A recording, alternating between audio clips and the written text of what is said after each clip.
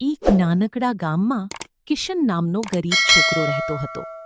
તેની માં આખો દિવસ લોકોના ખેતરમાં કામ કરતી અને સાંજે થાકી ગયેલી ઘરે આવતી. ઘરમાં પૈસા ઓછા હતા, પણ પ્રેમ બહુ હતો. એક દિવસ ભારે વરસાદ પડ્યો. ગામની નદી ઉફાન પર આવી ગઈ. ઘણા લોકોના કામ બંધ થઈ ગયા. કિશનની માં પણ 3 દિવસથી કામે જઈ શકી નહોતી. ઘરમાં માત્ર થોડો લોટ બચ્યું હતું. રાત્રે માએ માત્ર 2 રોટલી બનાવી, એક કિશન માટે અને એક પોતાની માટે. જેમ કિશન ખાવા બેઠો એટલામાં બારણું ખખડાયું. બહાર એક વૃદ્ધ માણસ વરસાદમાં ભીંજાતો ઊભો હતો. તેની આંખોમાં ભૂખ સ્પષ્ટ દેખાતી હતી. બેટા, 2 દિવસથી કશું ખાધું નથી, વૃદ્ધ ધીમે બોલ્યા. કિશને પોતાની થાળી તરફ જોયું, પછી માની તરફ. માં થોડી ક્ષણ માટે ચૂપ રહી. ઘરમાં હવે બીજું કંઈ નહોતું.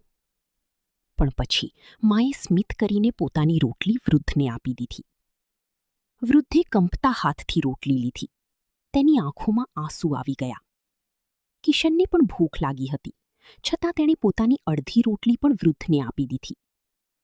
એ રાત્રે માં અને દીકરો માત્ર પાણી પીને સૂઈ ગયા. બીજા દિવસે સવારે ગામમાં ખબર ફેલાઈ કે શહેરમાંથી એક મોટો વેપારી ગામમાં આવ્યો છે.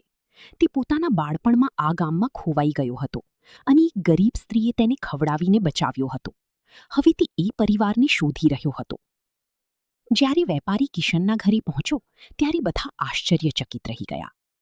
એ જ વૃદ્ધ માણસ ખરેખર તો ધનિક વેપારી હતો.